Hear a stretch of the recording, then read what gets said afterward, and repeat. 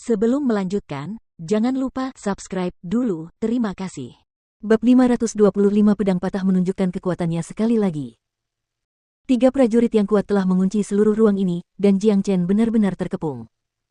Karena luka-lukanya sangat parah, dia bahkan tidak memiliki kekuatan untuk menghancurkan ruang, apalagi melarikan diri dari ruang yang telah terkunci sepenuhnya ini. Itu tidak mungkin. Hati Jiang Chen tenggelam ke dasar, dan matanya menjadi sangat dingin dan serius. Dia menyadari betapa kuatnya orang-orang ini, dan dia tidak akan memiliki cara untuk mengalahkan mereka bahkan jika dia dalam kondisi prima. Dia selalu merencanakan dengan sangat hati-hati dan memperhitungkan setiap kemungkinan yang mungkin, tetapi kali ini, dia salah menilai. Kesengsaraan surgawi telah jauh melampaui harapannya, terutama baut kesusahan ke-6, yang telah menyebabkan keributan besar. Meskipun dia telah melarikan diri dari Istana Asura, keributan yang disebabkan oleh baut kesusahan ke-6 masih menarik ketiga prajurit yang kuat ini ke sini. Di depan mereka adalah kematian yang tak terelakkan, dan itu adalah saat yang paling putus asa dalam kehidupannya saat ini, dan bahkan sebelumnya. Meskipun dia adalah seorang pria dengan serangkaian keterampilan yang luar biasa, tidak ada dari mereka yang dapat membantunya dalam situasi ini, karena dia tidak memiliki kekuatan untuk menggunakannya. Saat ini, yang dibutuhkan Jiang Chen adalah tempat yang tenang, dan setidaknya setengah bulan untuk pulih sepenuhnya. Namun, dilihat dari situasi saat ini, mustahil baginya untuk memilikinya. Dia telah menghancurkan penjara neraka beku, dan ketiga orang ini tidak akan membiarkannya pergi hari ini. Jiang Chen, tidak ada cara lain bagimu untuk melarikan diri dari kami. Kau telah menghancurkan penjara neraka beku, yang merupakan kejahatan yang tidak termaafkan, dan hanya kematian yang dapat menyelamatkanmu dari dosa itu. Namun, aku, Sang Taik On Agung, sangat mengagumimu. Kemampuan untuk menarik kesengsaraan surgawi hanya membuktikan betapa hebatnya bakatmu. Namun sayangnya, hari ini adalah hari terakhirmu. Seorang jenius perkasa yang belum pernah ada sebelumnya ditakdirkan untuk dibunuh saat masih dalam kandungan.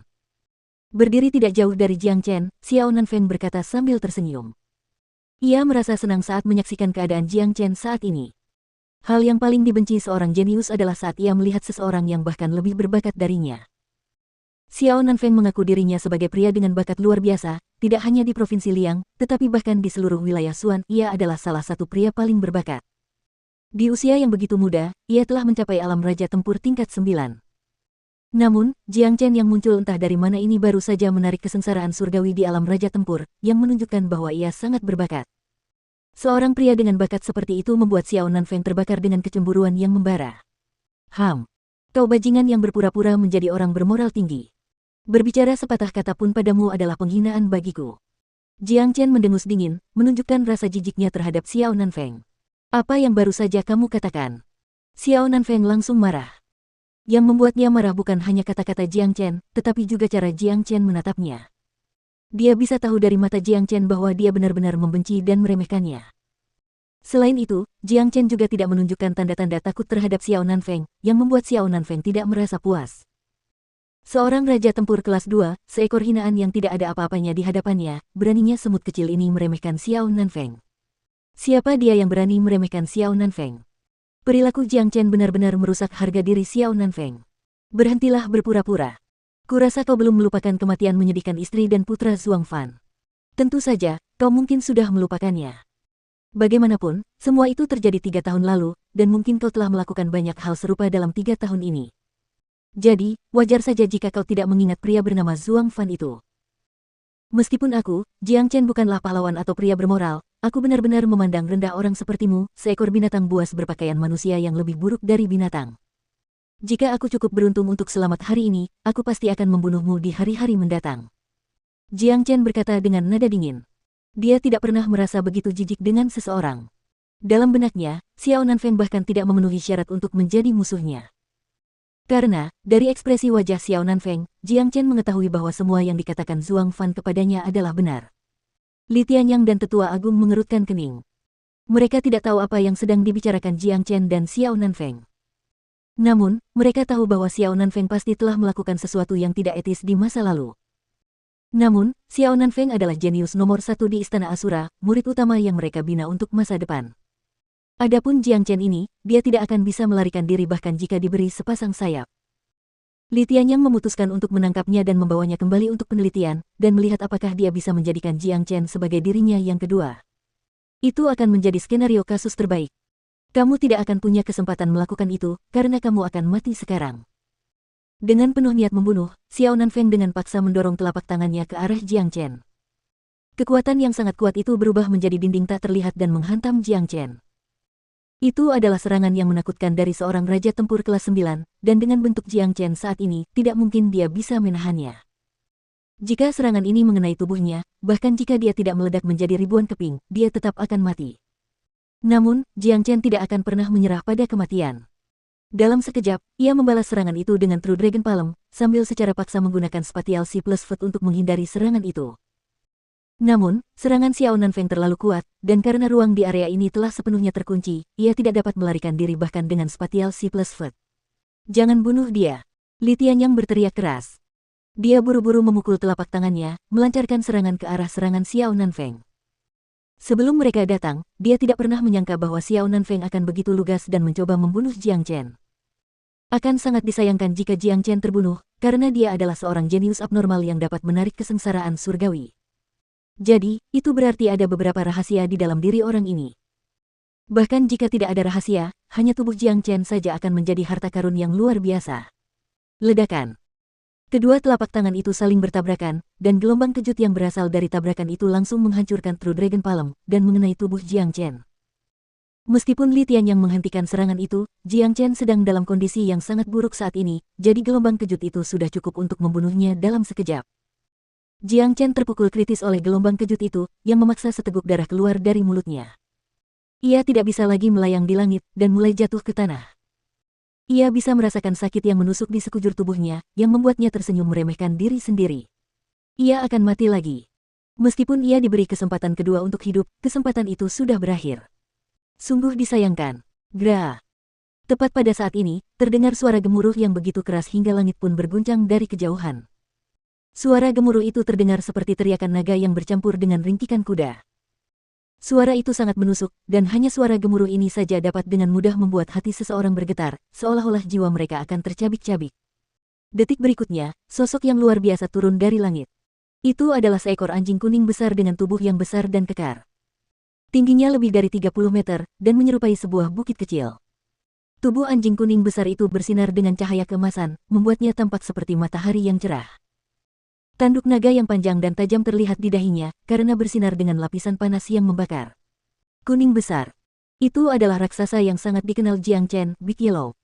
Namun, Jiang Chen belum pernah melihat Big Yellow sebesar itu sebelumnya.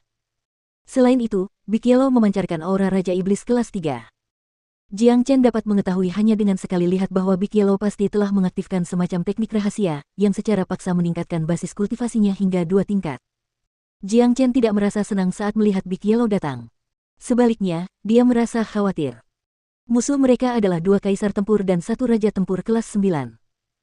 Meskipun Big Yellow telah meningkatkan basis kultivasinya untuk sementara waktu sebanyak 2 tingkat, itu masih belum cukup untuk membantu dalam situasi ini. Kedatangannya tidak ada bedanya dengan membawa dirinya sendiri ke kematian. Lebih jauh lagi, bahkan jika mereka berhasil melarikan diri, Big Yellow akan terluka parah dengan menggunakan teknik rahasia seperti itu. Tubuh Jiang Chen masih jatuh dari langit. Dia telah kehilangan seluruh kekuatannya, dan tidak mampu menopang tubuhnya. Sarafnya telah mati rasa, dan dia hampir tidak bisa membuka matanya dengan tekadnya yang kuat menatap Big Yellow yang tiba-tiba datang. Big Yellow memuntahkan sinar keemasan, dan dengan kecepatan luar biasa, sinar itu tiba di bawah tubuh Jiang Chen, mendorongnya dari bawah dan memperlambat kecepatan jatuhnya. Tubuh Jiang Chen tidak dapat lagi menahan benturan apapun. Meskipun Big Yellow berperilaku tanpa berpikir pada hari-hari biasa, dia sebenarnya adalah seseorang yang bijaksana. Dari mana anjing ini berasal? Li Tianyang mengerutkan alisnya, tetapi tidak terlalu peduli pada Big Yellow, yang hanya seorang Raja Iblis kelas 3. Ini anjing yang mengikuti Jiang Chen. Karena dia ada di sini, kita akan membunuhnya. Xiao Nanfeng berkata dengan niat membunuh yang kuat. Dia membenci Jiang Chen sampai ke titik terdalam. Meskipun Li Tianyang telah menghentikannya membunuh Jiang Chen, dia masih bisa membunuh anjing ini untuk melampiaskan amarahnya. Wakaka, ingin membunuh anjing master ini. Kau bermimpi. Lihatlah pedang ilahi yang luar biasa milik anjing master ini. Big Yellow jelas telah mempersiapkan dirinya. Dia membuka mulutnya dan meludahkan pedang berkarat dan patah. Itu adalah pedang patah yang dia temukan ketika Jiang Chen berpartisipasi dalam kompetisi provinsi Qi di Whirling Sun City. Big Yellow telah menyimpannya seperti itu adalah harta paling berharga di dunia. Dia pernah menggunakannya sekali sebelumnya ketika berhadapan dengan Lord Blood Moon. Ketika Jiang Chen terperangkap dalam Blood Banner, Big Yellow telah menggunakan pedang patah ini untuk membantu Jiang Chen membunuh Lord Blood Moon. Pada saat itu, Big Yellow hanya berada di alam Mortal Core, dan dibandingkan dengan kekuatan Raja Iblis kelas 3 saat ini, kesenjangannya sangat besar. Berdengung. Setelah pedang patah itu terungkap, pedang itu langsung bergetar hebat, menghasilkan suara berdengung, karena dikendalikan oleh Big Yellow. Banyak sinar emas melesat keluar dari tubuh Big Yellow dan menembus pedang patah itu, menyebabkannya berubah secara luar biasa. Pedang patah itu sekarang 10 kali lebih besar dari sebelumnya, dan meskipun masih berkarat, pedang itu sekarang memancarkan tekanan ilahi yang kuat. Meskipun agak samar, itu tetap membuat orang-orang yang hadir merasa sulit bernapas dengan kehadirannya. Apa? Kenapa pedang patah ini terlihat begitu mistis? Bahkan aku bisa merasakan tekanan darinya. Li Tianyang berteriak kaget dan berkata dengan nada tidak percaya. Pedang patah ini pastilah harta yang sangat berharga, kita harus menjadikannya milik kita. Tatapan serakah terpancar dari mata sang tetua agung. Pedang yang sangat mistis. Auranya bahkan lebih kuat dari pedang suci surgawi pada puncaknya. Mungkinkah pedang patah ini berasal dari alam lain?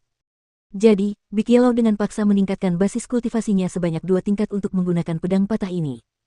Jiang Chen dipenuhi dengan api pemahaman dan keterkejutan. Saat ini, ia mengandalkan tekadnya yang kuat untuk mencegahnya pingsan. Astaga, plus.